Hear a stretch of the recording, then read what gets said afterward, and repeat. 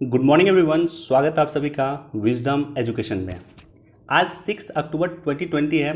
दैनिक जागरण के राष्ट्रीय संस्करण को किस तरह से पढ़ना चाहिए, यूपीएससी पॉइंट ऑफ व्यू से, state PCS point of view से या किसी भी वनडे एग्जाम के पर्सपेक्टिव से, ये आज हम डिस्कस करेंगे।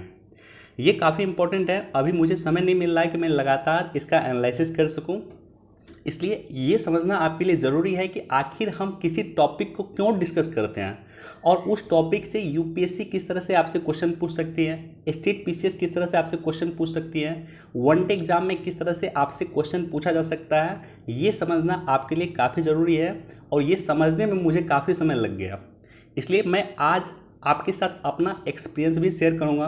राइट, साथ ही साथ आप जिन लोगों ने अभी तक मेरा टेलीग्राम चैनल ज्वाइन नहीं किया, विजडम एजुकेशन के नाम से टेलीग्राम चैनल है, आपको लिंक डिस्क्रिप्शन में मिल जाएगा, जाकर के वहाँ ज्वाइन कर सकते हैं। वहाँ पे इस तरह से न्यूज़ को हाईलाइट करके मैं डाल देता हूँ जो न्यूज़ इम्पॉर्टेंट होता है। साथ ही साथ जनसत्ता का, ट्रिब्यून का, पायनियर का या बिजनेस स्टैंडर्ड का जो कटिंग होता है, जो इम्पोर्टेंट मुझे लगता है, वो कटिंग भी मैं वहाँ डाल देता हूँ। राइट, तो जाकर के आप सभी विजडम एजुकेशन टेलीग्राम चैनल निश्चित तौर पे ज्वाइन कर लेना। देखो, फर्स्ट पेज पे जो न्यूज़ है कि नवंबर में होगी मोदी जिनपिंग का आमना सामना। तो प्राइम मिनिस्टर नरेंद्र मोदी और चीन के राष्ट्रपति शी जिनपिंग का जो है आमना सामना होगा। कब? नवंबर में। कहाँ पे? तो ब्रिक्स देशों की जो समिट है, उस समिट में इन दोनों का आमना सामना हो सकता है। और चूंकि अभी कोरोना वायरस का समय चल रहा है, इसलिए ये वर्चुअल समिट होगा। साथ ही साथ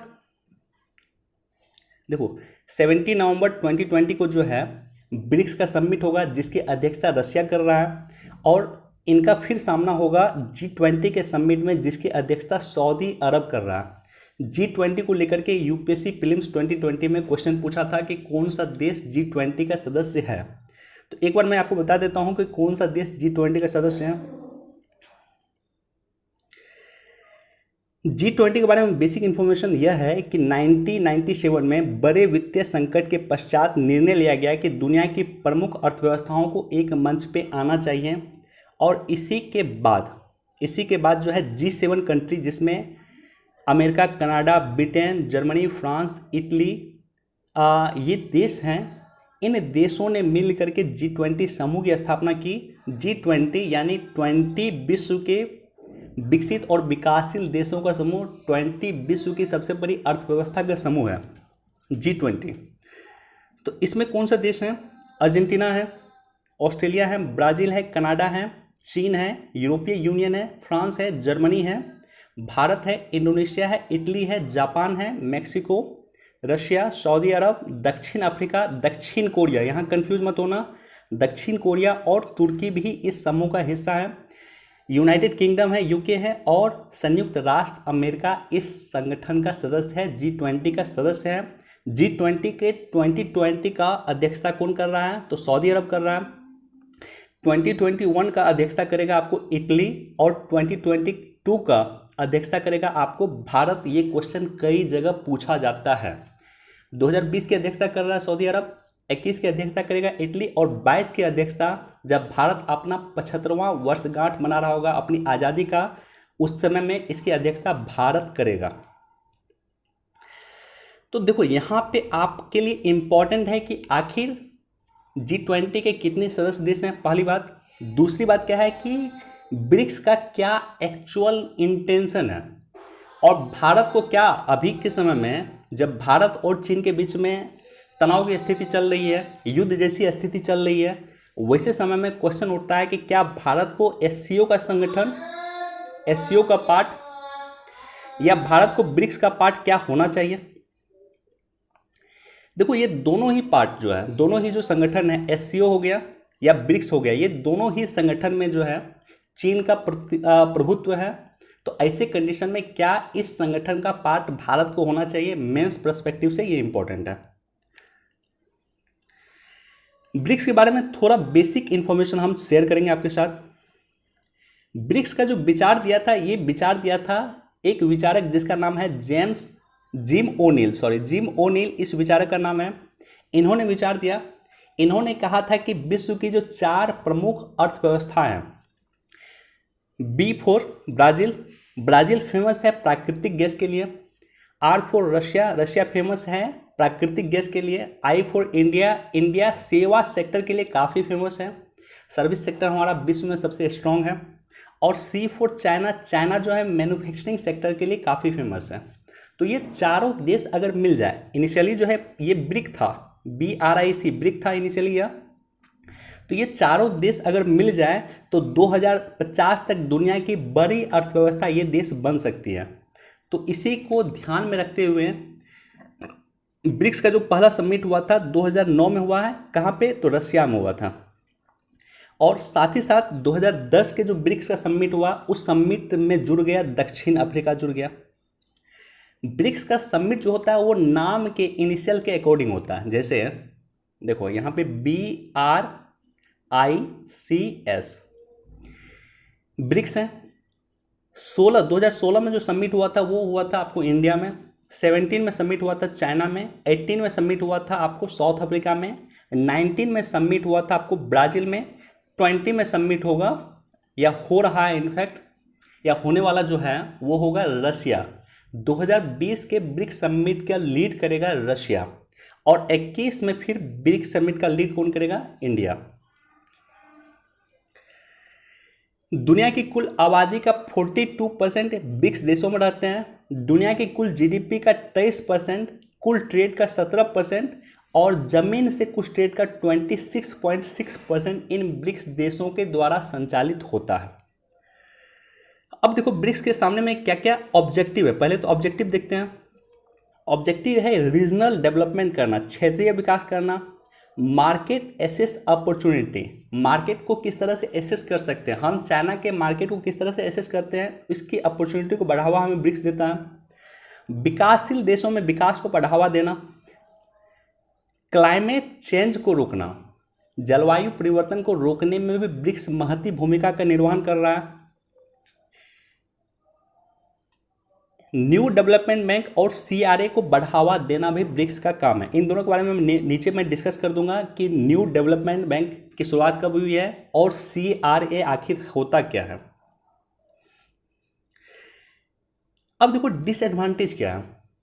डिसएडवांटेज पहला है कि ब्रिक्स को डोमिनेट कौन करता है, तो ब्रिक्स को डोमिनेट करता है चीन। चीन का प्रभुत्व ब्रिक्स में है। ऐसी कंडीशन में भारत के लिए खतरे की घंटी बन सकती है, क्योंकि भारत और चीन के बीच में लगातार तनाव बढ़ रहा है। दूसरी बात क्या है कि लोकतंत्र बनाम तानाशाही। भारत में लोकतंत्र है, ब्राज़ील में लोकतंत्र है, साउथ अफ्रीका में लोकतंत्र है, लेकिन चीन में क्या लोकतंत्र है, नहीं। रशिया में क्या लोकतंत्र है, नहीं। तो निश्चित तौर पे इन देशों में लोकतंत्र नहीं है, तो लोकतंत्र बनाम तानाशाही एक क्वेश्चन अराइज होता है जो ब्रिक्स का डिसएडवांटेज है। और तीसरा है कि security issue, traditional security reason नहीं है, ट्रेडिशनल सिक्योरिटी रीजन यहाँ पे बिल्कुल नहीं है। तो ये तीनों ही ब्रिक्स के डिसएडवांटेज हैं। अब देखो अचीवमेंट क्या है। पहला अचीवमेंट है NDB, new development bank. IMF और वर्ल्ड बैंक दोनों पे किसका प्रभुत्व है, तो USA का प्रभुत्व है। ऐसे कंडीशन में ब्रिक्स देशों ने डिसाइड किया था 2012 में, जब इंडिया में समिट हुआ था ब्रिक्स का, कि एक ऐसा संगठन का स्थापना किया जाए जिसपे USA और का प्रभुत्व ना हो, जिसपे इन देशों का प्रभुत्व हो, ब्रिक्स देशों का प्रभुत्व हो। इसलिए न्यू डेवलपमेंट बैंक की स्थापना हुई थी। इसका हेडक्वार्टर कहाँ है, तो इसका हेडक्वार्टर है शंघाई में। और इसका हेडक्वार्टर शंघाई में एक और बैंक है जो ब्रिक्स से जुड़ा हुआ नहीं है, लेकिन आपको याद रखना है AIIB का हेडक्वार्टर कहाँ पे है, तो इसका क्वार्टर है बीजिंग में। न्यू डेवलपमेंट बैंक, इसको ब्रिक्स बैंक भी कहा जाता है। ब्रिक्स बैंक में सबको बराबर का वोटिंग राइट मिला हुआ, यानी एक तरह से ये एक लोकतांत्रिक संस्था है। सबसे अधिक लोन जो है इसमें भारत को ही दिया गया है। और 2050 तक जीरो गरीबी, जीरो बेरोजगारी और जीरो कार्बन उत्सर्जन, ये तीनों ही लक्ष्य है ब्रिक्स डेवलपमेंट बैंक का। स्मूथ वीजा पॉलिसी, ब्रिक्स देशों को आपस में स्मूथ वीजा दिया जाए, यानी आपको चीन के वीजा की जरूरत हो, चीन आपको वीजा दे दें, और चीन के लोगों को भारत की वीजा की जरूरत हो, वो भारत को वीजा दे दे। ये बात भी ब्रिक्स के मंच से डिस्कस होता है। साथ ही साथ CRA जिसके बारे में मैं डिस्कस कर रहा था, इसे कहा जाता है कॉन्टिजेंट रिजर्व रेशियो। एक $100 बिलियन का एक फंड है। सबसे अधिक वोटिंग राइट इसमें चीन के पास है, क्योंकि चीन में ही सबसे अधिक निवेश किया है इस पर। CRA होता क्या? देखो, बैलेंस ऑफ पेमेंट क्राइसिस आपको समझना होगा, BOP। भारत 1990 के दौर में बैलेंस ऑफ पेमेंट क्राइसिस दौर से गुजर रहा था। भारत के पास इतना भी फॉरेक्स नहीं था, इतना भी विदेशी मुद्रा भंडार नहीं था कि भारत जो है 1 महीना से अधिक सस्टेन कर पाता। ऐसे कंडीशन में IMF, इंटरनेशनल मॉनेटरी फंड ने भारत को मदद किया था कुछ शर्तों के साथ। तो balance of payment crisis in देशों में ना हो, ब्रिक्स देशों में ना हो, इसलिए ब्रिक्स के देशों के द्वारा मिल करके एक नया IMF की तर्ज पे ही एक नया संगठन का स्थापना किया गया है जिसका नाम है CRA, राइट। ये आपको बैलेंस ऑफ पेमेंट क्राइसिस के समय में मदद करती हैं। तो ये ब्रिक्स का बेसिक इन्फॉर्मेशन है। बाकी जब सबमिट होगा, सबमिट होने के बाद जो उसका आउटकम आएगा उसके बाद हम उस पर डिस्कस करेंगे, राइट। तो इस तरह से आपको ब्रिक्स के बारे में जानकारी होना चाहिए, आपको G20 के बारे में जानकारी होना चाहिए, और साथ ही साथ मेंस पर्सपेक्टिव से या UPSC के इंटरव्यू पर्सपेक्टिव से या बिहार पब्लिक सर्विस कमीशन का इंटरव्यू होने वाला है उसके पर्सपेक्टिव से आपके लिए इम्पॉर्टेंट है कि आप ये समझे और इस बात का आप पता लगाएं, इस बात पे आप रिसर्च करें कि क्या भारत को ब्रिक्स का और भारत को SCO का पार्ट होना चाहिए, क्योंकि हमारी चीन के बीच लगातार तनातनी की स्थिति चल रही है। मैं चाहता हूं कि इसका पॉइंट ऑफ व्यू आप हमारे कमेंट सेक्शन में भी ज़रूर प्रकाशित करें या पॉइंट कमेंट सेक्शन में भी हमें ज़रूर लिखें। देखो, ये सब इम्पोर्टेंट नहीं है, ये सब इम्पोर्टेंट न्यूज़ नहीं है। हाथरस कांड जो हुआ है, हाथरस कांड बहुत इम्पोर्टेंट है, लेकिन ये पॉलिटिकल ज़्यादा हो रहा है। आपके लिए UPSC पॉइंट ऑफ व्यू से इम्पोर्टेंट है महिला सशक्तिकरण क्या होता है उसके बारे में जानना, विशाखा गाइडलाइन क्या है इसके बारे में जानना, सुप्रीम कोर्ट का अगर कोई वर्डिक्ट आया महिला सशक्तिकरण को लेकर के उसके बारे में जानना, राष्ट्रीय महिला आयोग के बारे में जानना, राज्य महिला आयोग के बारे में जानना। ये सारे के सारे इन्फॉर्मेशन, ये सारे के सारे नॉलेज आपको होना चाहिए, बाकी और इम्पोर्टेंट नहीं है।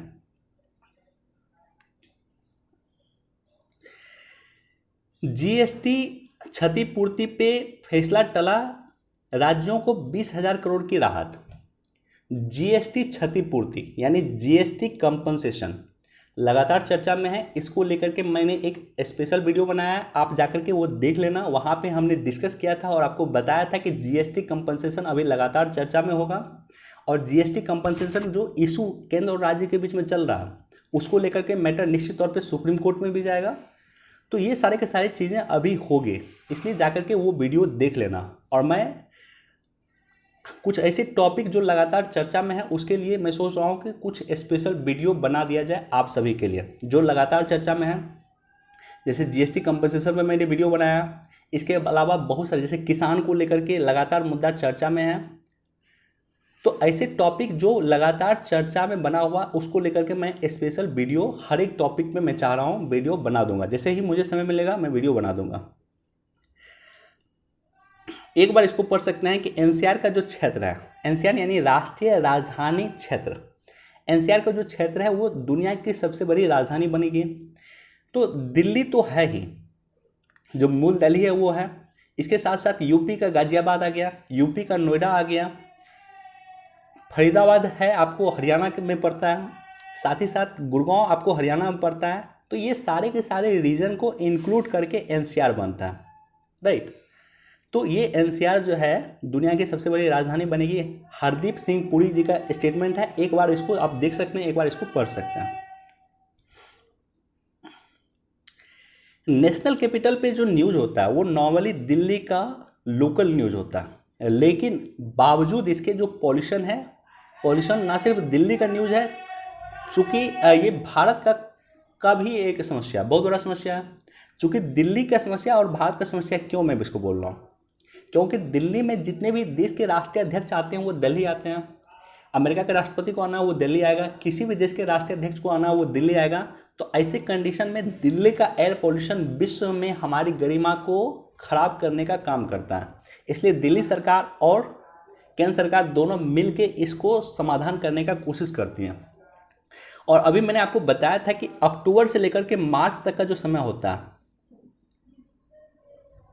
भौगोलिक परिस्थिति के कारण और साथ ही साथ जो फसल अभी से समय में कटता है, वो फसल जो कटता है उसका जो पराली होता है, उसका जो अवशिष्ट होता है, उसको जलाया जाता है। पंजाब के द्वारा जलाया जाता है, हरियाणा के द्वारा जलाया जाता है, पश्चिमी उत्तर प्रदेश के द्वारा उसको जलाया जाता है, और खास दिल्ली में भी कुछ जगह जहाँ दिल्ली में किसान फार्मिंग करते हैं उसके द्वारा जलाया जाता है। तो ये जो फसल का जो अवशिष्ट होता है जिसे पराली कहते हैं, उसको जलाने के कारण क्या होता है कि दिल्ली जो है गैस चैम्बर में बदल जाता है। वो जलाने के कारण जितना धुआं है वो दिल्ली में आकर के दिल्ली के लोगों को जो है वो हानि पहुंचाने का काम करता है। तो इसलिए ये समय काफ़ी इंपॉर्टेंट है, और इस समय में दिल्ली सरकार केंद्र सरकार दोनों मिल करके एयर पोल्यूशन पे काम करती है। तो ये तो बेसिक इन्फॉर्मेशन हो गया। साथ ही साथ आपको जानना चाहिए कि air pollution, air quality index का कौन कौन सा कंपोनेंट है, एयर पोल्यूशन को लेकर के दिल्ली सरकार अभी कौन कौन सा कदम उठा रही है, ये सारा इन्फॉर्मेशन आपको होना चाहिए। इस पर भी मैं एक अलग से वीडियो बनाऊंगा, और साथ ही साथ इसको लेकर के हमने कई बार डिस्कस भी किया है। एयर क्वालिटी इंडेक्स, दिल्ली सरकार क्या काम कर रही है पोल्यूशन को लेकर के, हमने कई बार डिस्कस किया। बाकी सेकेंड पेज पे नॉर्मली इंपॉर्टेंट न्यूज़ नहीं होता है, क्योंकि ये दिल्ली से रिलेटेड न्यूज़ होता है। देखो, म्यांमार में रिफाइनरी लगाएगी भारत जो है कई सारे प्रोजेक्ट में, म्यांमार के कई प्रोजेक्ट में भारत सरकार ने इन्वेस्ट किया है। भारत सरकार ने म्यांमार में कई जल विद्युत परियोजना पर निवेश किया है। तो ये सारी के सारी जानकारी आपको होना चाहिए। अपना एक नोट बनाना है जिसमें भारत म्यांमार संबंध लिख लेना आप, और भारत म्यांमार में क्या क्या काम कर रहा है उसके बारे में आपको जानकारी होना चाहिए। म्यांमार भारत के बीच में क्या क्या पॉजिटिव संबंध है, म्यांमार भारत के बीच में क्या क्या निगेटिव संबंध है, कहाँ इम्प्रूवमेंट के चांसेस हैं, उसके बारे में आपको जानकारी होना चाहिए।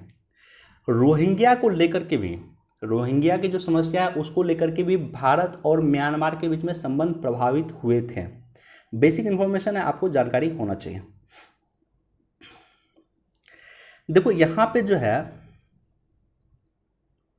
आरएसएस के प्रमुख, इन्होंने कहा है कि दादा इरादे आयोग की रिपोर्ट लागू हो।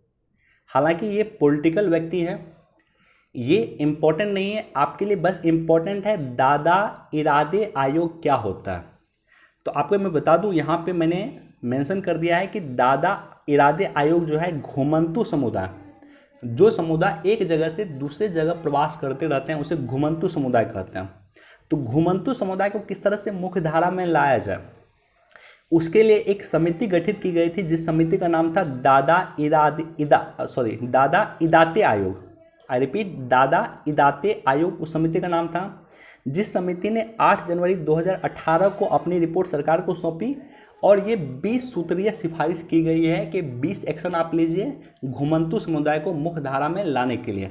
हालांकि सरकार ने इन आयोग पे अभी तक अमल नहीं किया, इस आयोग को इम्प्लीमेंट नहीं किया।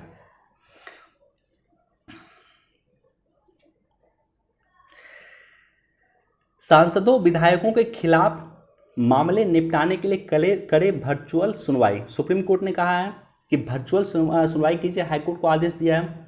और साथ ही साथ यहाँ पे कुछ डाटा दिया हुआ है, ये देखो, ये पेपर जो है मैंने टेलीग्राम चैनल पे डाल दिया है, आप जाकर के पढ़ लेना। इस तरह से हाईलाइट करके मैंने डाल दिया है कि रिपोर्ट के अनुसार पूर्व और वर्तमान सांसदों और विधायकों के खिलाफ लंबित आपराधिक मामलों की संख्या 4859 है।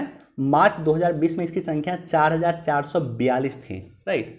तो जो है विधायक और सांसद वर्तमान के और पूर्व के, इसके खिलाफ किए गए निर्णयों की समीक्षा इमीडिएटली की जानी चाहिए। इनके खिलाफ जो भी आपराधिक मामले हैं उसका इमीडिएट सुनवाई किया जाना चाहिए। इसको लेकर के सुप्रीम कोर्ट लगातार गाइडलाइन जारी करती रहती है।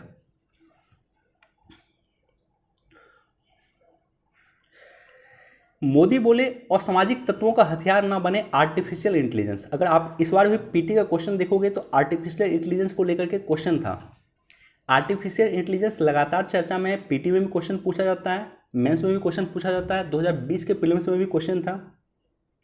तो यहाँ पे एक समिट है आर्टिफिशियल इंटेलिजेंस को लेकर के, राइज 2020 सम्मेलन हुआ है नई दिल्ली में, और इसमें प्राइम मिनिस्टर मोदी वहाँ पे बोले हैं। वनडे एग्जाम के लिए याद रख लेना, राइज 2020 समिट आर्टिफिशियल इंटेलिजेंस पे आधारित है। बाकी मेंस पर्सपेक्टिव से भी ये काफ़ी इंपॉर्टेंट टॉपिक है।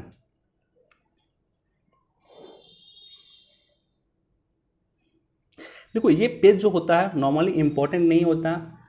बिहार विधानसभा का चुनाव होने वाला है और उस चुनाव को लेकर के ये पेज डेडिकेटेड होता है, तो ज़्यादा इम्पोर्टेंट नहीं होता आपके लिए। किसानों को गुलाम बनाना चाहते हैं मोदी राहुल, पॉलिटिकल न्यूज़ है, इम्पोर्टेंट नहीं है। लेकिन जब संसद का सत्र चल रहा था, मैंने आपको बोला था कि संसद जितने भी बिल पारित करेंगे वो बिल आपके लिए इम्पोर्टेंट होगा। और संसद में किसानों को लेकर के अध्यादेश आया था पहले, और उस अध्यादेश पे हमने कई बार आपके साथ डिस्कस किया था। उस अध्यादेश को बिल के रूप में परिणित किया गया है, कब? तो संसद के सत्र में। और वो अध्यादेश जो है बिल के रूप में संसद सत्र में पेश किया गया और वो पारित भी हो चुका है, यानी वो कानून बन चुका है अब। तो किसान को लेकर के जो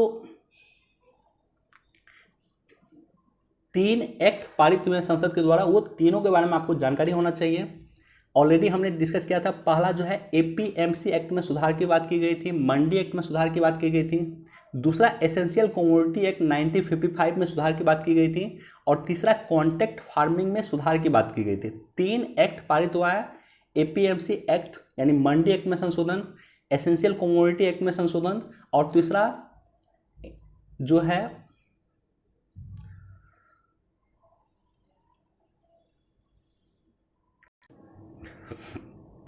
कॉन्ट्रैक्ट फार्मिंग में लेकर के सुधार। तीनों की चर्चा की गई थी। एक मैं अलग से वीडियो बना दूंगा किसान को लेकर के, ये तीनों जो बिल पारित किए गए हैं उसको लेकर के मैं एक अलग से वीडियो बना दूंगा। साथ ही साथ संसद सत्र में जो बिल पारित हुआ, संसद सत्र में जो कानून बना है, उसमें किसान को लेकर के जो किया गया वो सबसे इम्पॉर्टेंट है। और दूसरा जो सबसे इम्पॉर्टेंट है वो इंडस्ट्रियल इम्प्रूवमेंट को लेकर के किया गया। लेबर रिफॉर्म्स को लेकर के लगातार देश में चर्चा होती है, और इस बार लेबर रिफॉर्म्स को लेकर के जो 4 महत्वपूर्ण कोड थे उस कोड को पारित कर दिया गया। मैंने आपको बताया था कि 40 बिल को समराइज करके 4 बिल के रूप में कन्वर्ट किया गया। देश में 44 कानून थे श्रमिकों को लेकर के, लेबर को लेकर के, और इन 44 कानूनों को 4 कानूनों में समाहित करने का कोशिश किया गया है। और ये चारों कानून अब संसद में पास हो चुके हैं, जल्द ही इसका प्रारूप आपके पास आ जाएगा, राइट। तो ये दोनों चीज़ों के बारे में आपको जानकारी होना चाहिए जो इस बार संसद के सत्र में पारित हुआ है।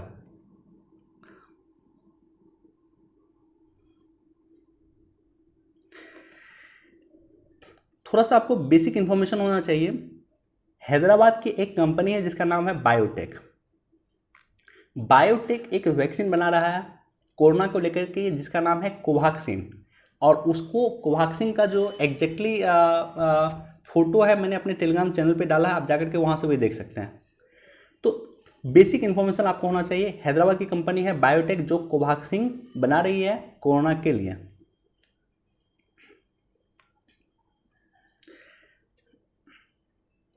देखो 4 धाम यात्रा भी है और 4 धाम परियोजना भी है। 4 धाम कौन कौन सा धाम है, बेसिक इंफॉर्मेशन आपको होना चाहिए। पहला तो बद्रीनाथ है, दूसरा है केदारनाथ, तीसरा है गंगोत्री और चौथा है यमुनोत्री। ये 4 धाम है और इन चारों में बेहतर सड़क कनेक्टिविटी के लिए 4 धाम परियोजना सरकार संचालित कर रही है। सरकार इनके बीच में आसानी से सड़क मार्ग बना रही है ताकि एक जगह से दूसरी जगह लोग आसानी से जा सकें, चारों धाम की यात्रा आसानी से कर सके, बद्रीनाथ, केदारनाथ, गंगोत्री और यमुनोत्री।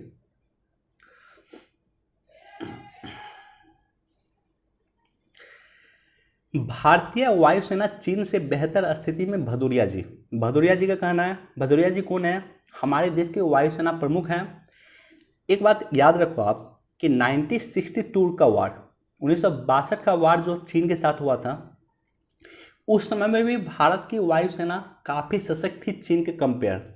लेकिन भारत की गलती थी कि भारत ने वायुसेना का प्रयोग 1962 में नहीं किया वर्तमान में आप देखोगे कि इस तरह का चीज़ें नहीं है। वर्तमान में भारत अगर युद्ध होगा चीन के साथ तो निश्चित तौर पे वायुसेना का प्रयोग करेगा, और हमारी वायुसेना, हमारी नौसेना दोनों ही चीन से अधिक सशक्त हैं। और एक और इन्फॉर्मेशन यह है कि 8 अक्टूबर को वायुसेना के सालाना परेड में अगुवाई करेगा कौन? तो राफेल। आपको ये जानकारी होना चाहिए। एक तो राफेल के बारे में आपको जानकारी होना चाहिए कि राफेल हम फ्रांस से मंगा रहे हैं, राफेल का क्या स्पेसिफिकेशन है उसकी जानकारी होना चाहिए। और साथ ही साथ आपको ये याद रखना होगा कि 8 अक्टूबर को वायु सेना दिवस मनाया जाता है, 15 जनवरी को थल सेना दिवस मनाया जाता है। तो इस न्यूज़ को आप इस रूप में पढ़ सकते हैं। साथ ही साथ चीन को इनकाउंटर करने के लिए विदेश मंत्रियों की समिट होने वाली है। देखो, चीन लगातार चर्चा में है।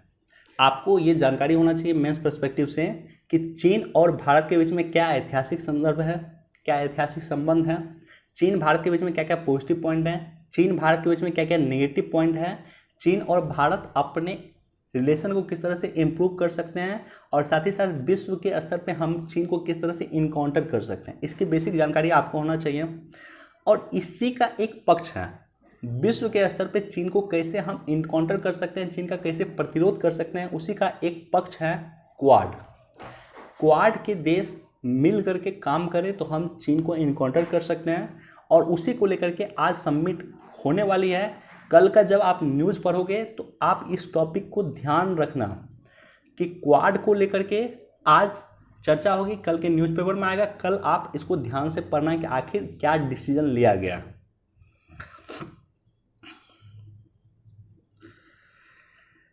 फिर लौटेगी कुशावर्त। ओके, यहाँ पे है फिर लौटेगी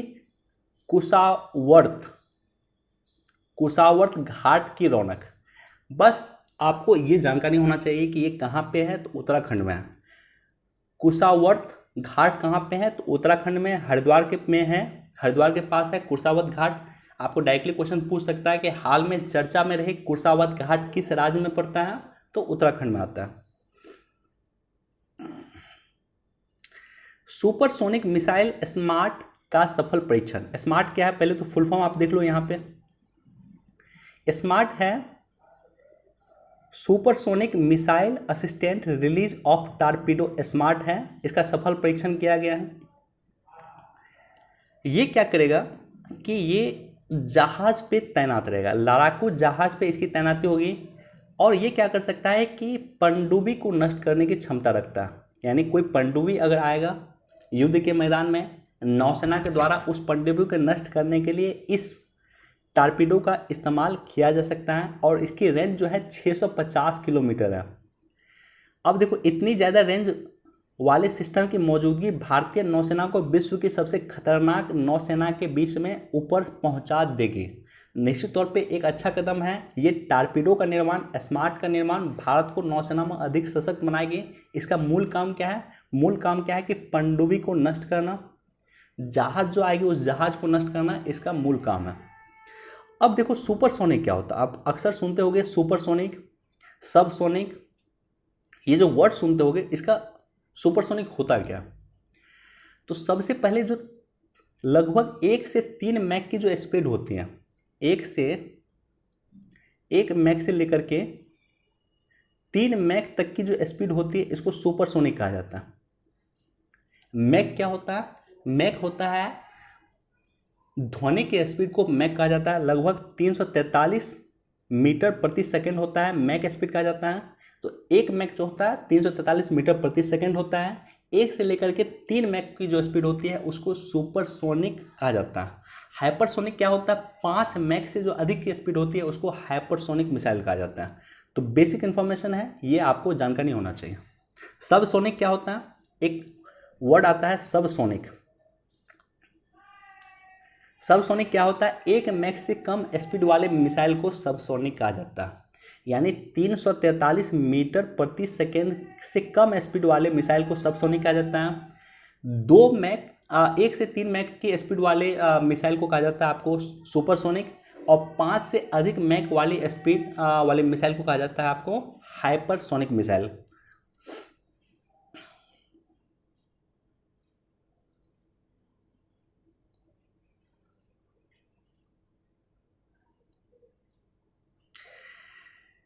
अर्थव्यवस्था में सुधार के संकेत कितने सही। मैं आपको बताता हूं हमेशा कि जब भी भरत झुनझुनवाला का आर्टिकल आए, उस आर्टिकल का एक एक पॉइंट का आप पढ़ें। डाटा अच्छा रहता है और डाटा के आधार पर अपनी थ्योरी को सिद्ध करने का काम करते हैं भरत झुनझुनवाला, और ये डाटा आपके काम आ सकती है। इस डाटा को नोट करें। देखो, जो मैं इंपॉर्टेंट डाटा है यहाँ पे मैंने कोट कर दिया, राइट। तो आप इसके हर एक पार्ट को पढ़ें, इसका पूरा पढ़ें, पूरा एनालिसिस करें इस पार्ट का, भरत झुनझुनवाला के आर्टिकल का। इसका पूरा तो एनालिसिस नहीं कर रहा हूँ, लेकिन मैं कुछ पार्ट जरूर आपके साथ शेयर कर रहा हूँ कि अर्थव्यवस्था में सुधार के आखिर क्या क्या संकेत मिले हैं हमें। कोरोना के बाद अर्थव्यवस्था में सुधार के क्या क्या संकेत मिले हैं। तो पहला संकेत तो यही है कि 15 अप्रैल से लेकर के जून 2019 के बीच में, अप्रैल टू जून यानी फर्स्ट क्वार्टर 2019 में हमें 15 अरब डॉलर का चालू घाटा हुआ था।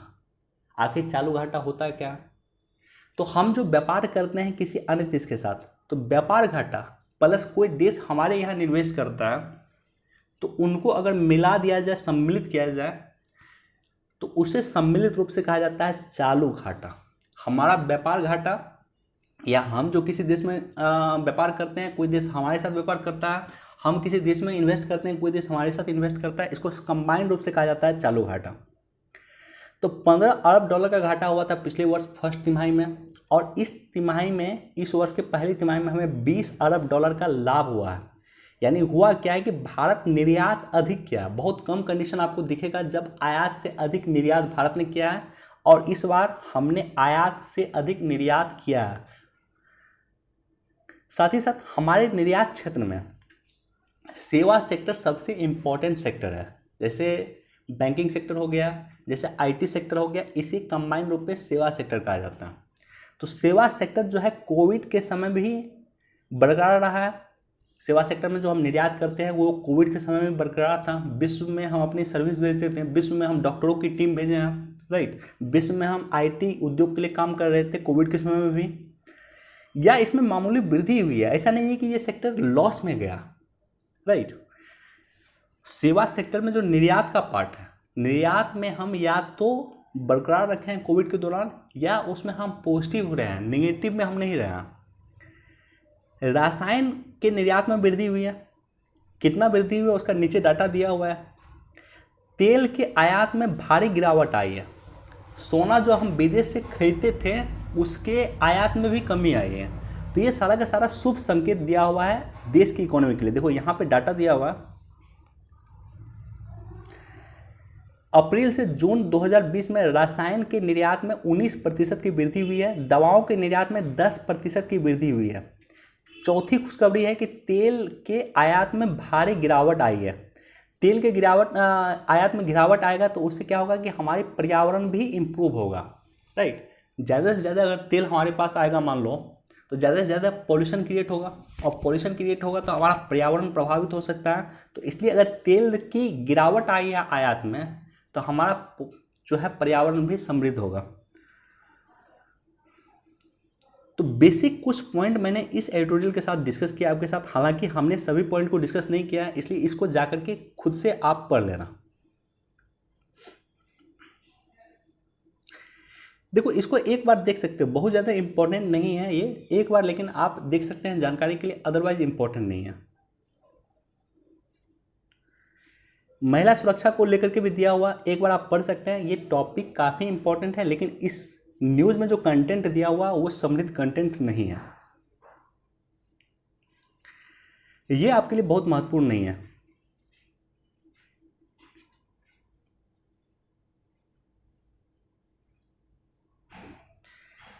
देखो, बिजनेस पेज पे जो न्यूज़ है, ये न्यूज़ आप एक बार पढ़ सकते हैं।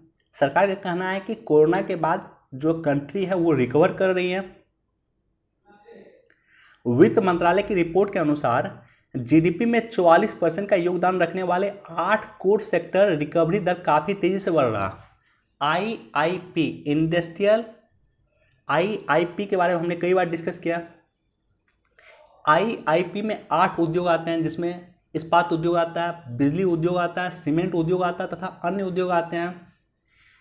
इस उद्योग में जो है, जो अर्थव्यवस्था में जीडीपी में 44% का हिस्सेदारी रखता है, इसमें ग्रोथ हो रहा है, जो निश्चित तौर पे भारत के लिए सकारात्मक पक्ष है, सकारात्मक कदम है। तो इसको इस रूप में देख सकते हैं। IIP इंडेक्स के बारे में हमने चर्चा किया है, आपके साथ कई बार डिस्कस किया है। इंडेक्स ऑफ इंडस्ट्रियल प्रोडक्शन, आपको इसके बारे में जानकारी होना चाहिए। साथ ही साथ किस उद्योग का वेटेज सबसे अधिक है, तो रिफाइनरी प्रोडक्ट का वेटेज सबसे अधिक है IIP इंडेक्स में। देखो, लोन मोरेटोरियम पे सरकार के जवाब से कोर्ट असंतुष्ट, यानी सरकार के जवाब से कोर्ट संतुष्ट नहीं है। प्रीलिम्स पॉइंट ऑफ व्यू से याद रखना, एक समिति बना था जिसका नाम है कामत समिति, कामत कमेटी। कामत कमेटी क्या हुआ था, तो कामत कमेटी बना था लोन मोरेटोरियम के लिए। लोन मोरेटोरियम क्या होता है कि लोन को रीस्ट्रक्चर करने का काम लोन मोरेटोरियम करता है। देखो, इसको आप समझो, ये काफ़ी इंपॉर्टेंट पॉइंट है, मैं आपको डिटेल से एनालिसिस कर देता हूँ इस पॉइंट को। जब कोविड शुरू हुआ, 22 मार्च 2020 को पहला लॉकडाउन लगा था। तो जब कोविड शुरू हुआ तो वैसे कंडीशन में सभी लॉकडाउन में चले गए, घर चले गए, कंपनियां बंद हो गई, कंपनियां काम करना बंद कर दी, लोगों को सैलरी मिलना बंद हो गया। तो ऐसे कंडीशन में जो लोगों ने, जिन भी लोगों ने लोन लिया था बैंक से, वो अपना EMI चुकाने में असमर्थ थे, वो एबल नहीं थे कि अपना EMI चुका सकें। तो ऐसे कंडीशन में RBI ने क्या किया, बोला कि ठीक है, आप लोन हमें 3 महीने के बाद देना। पहले 3 महीने का एक्सटेंड किया गया, उसके बाद फिर 3 महीने का एक्सटेंड किया गया। तो उसके बाद सरकार ने क्या किया कि कामत कमेटी बनाई, और कामत कमेटी को कहा कि लोन को किस तरह से रीस्ट्रक्चर किया जाए। यानी जिस व्यक्ति को मान लो मार्च में उसको पहला किस्त देना था, मार्च में एक किस्त देना था, वो मार्च में ना दे करके दिसंबर में किस तरह से दे, इसके लिए आप रीस्ट्रक्चर करने का काम करें। और इसी के लिए कामत कमेटी बनी थी, राइट। तो यही टॉपिक है लोन मोरेटोरियम। लोन मोरेटोरियम लगातार चर्चा में है, सरकार के जवाब से अभी कोर्ट असंतुष्ट है। देखते हैं इसको लेकर के क्या होगा। कोशिश करूंगा इस पर भी मैं एक अलग से वीडियो बना दूंगा, क्योंकि ये टॉपिक भी लगातार चर्चा में बना रहेगा। TCS का मार्केट कैपिटल जो है 10 लाख करोड़ के पार। भारत के रिलायंस के बाद दूसरी कंपनी TCS बनी है, जिसका मार्केट कैपिटल जो है 10 लाख करोड़ से अधिक है। बेसिक जानकारी है, आपको होना चाहिए।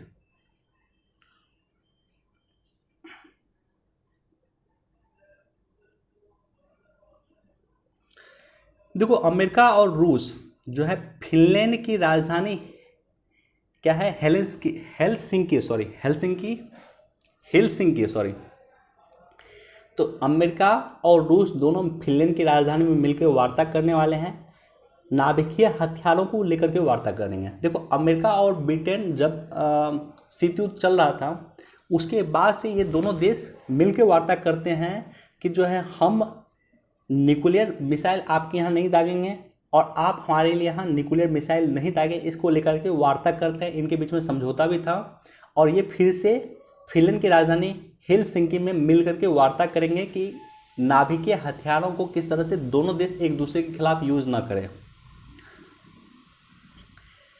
आर्मेनिया और अजरबैजान के बीच शहरों तक पहुंची लड़ाई, दागी गई मिसाइल। आर्मेनिया और अजरबैजान दोनों ही रशिया के एक समय में पार्ट थे, USSR के पार्ट थे। ये दोनों देश अलग हो गए रशिया से, और इन दोनों देशों के बीच में अभी मिसाइल चल रहा है, गोला चल रहा है।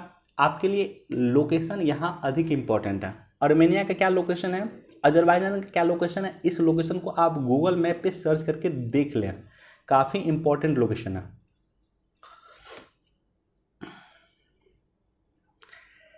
एक बार इसको भी पढ़ सकते हैं, सऊदी अरब ने किया तुर्की के बहिष्कार का आयोजन। इसको भी एक बार आप देख सकते हैं, आपको जानकारी होना चाहिए। साथ ही साथ पाकिस्तान को FATF की निगरानी सूची में बनाए रखने का फैसला इसी माह। FATF की मीटिंग होने वाली है, और पाकिस्तान को या तो निगरानी सूची में, ग्रे लिस्ट में बनाए रखा जा सकता है, क्या उसे ब्लैक लिस्ट में शामिल किया जा सकता है। इसी माह इसको लेकर के मीटिंग होने वाली है पेरिस में, राइट। आपको FATF की हर एक इंफॉर्मेशन होना चाहिए। FATF आखिर है क्या? देखो, FATF का अर्थ होता है फाइनेंशियल एक्शन टास्क फोर्स। इसकी स्थापना 1989 में G7 देशों के द्वारा पेरिस में आयोजित एक बैठक में लिया गया था और इसका हेडक्वार्टर भी कहाँ पे है, तो पेरिस में। शुरुआती जो किया गया था, इसका शुरुआत करने का मकसद था कि मनी लॉन्ड्रिंग को किस तरह से रोका जाए। लेकिन जब अमेरिका पे आतंकवादी हमला हुआ, ओसामा बिन लादेन का हमला हुआ 2001 में, तो उसके बाद इसमें जोड़ा गया क्या, तो इसमें जोड़ा गया टेरर फंडिंग, आतंकवादियों को वित्त पोषण रोकना भी इसमें जोड़ा गया 2001 में। पहले सिर्फ मनी लॉन्ड्रिंग को रोकने के लिए बनाया गया था। इसके 39 सदस्य देश हैं, 39 सदस्य हैं, जिसमें 37 तो देश हैं, 2 क्षेत्रीय संगठन हैं। पहला तो यूरोपीय कमीशन है और दूसरा है गल्फ कॉपरेशन काउंसिल। भारत 2010 में FATF का सदस्य बना, पाकिस्तान इसका सदस्य नहीं है। इंडोनेशिया वर्तमान में इसका पर्यवेक्षक है और सऊदी अरब जो पहले पर्यवेक्षक था 2019 में इसका एक फुल फ्लेश्ड मेंबर बन चुका है, एक सदस्य बन चुका है। तो ये बेसिक इंफॉर्मेशन है जो आपको जानकारी होना चाहिए।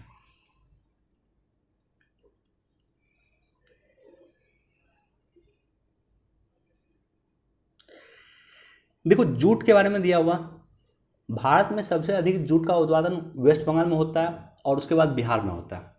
तो जूट के बारे में बेसिक इन्फॉर्मेशन आपको जानकारी होना चाहिए। जूट के बोरा में नॉर्मली जो है धान, गेहूं, चावल, चीनी वगैरह जो है भेजा जाता है एक जगह से दूसरे जगह में, राइट। हेपेटाइटिस सी की खोज करने वाले 3 वैज्ञानिकों को नोबेल, तो ये 3 वैज्ञानिक हैं जिन्होंने हेपेटाइटिस सी की खोज की है, जिसके लिए इसे नोबेल दिया गया है।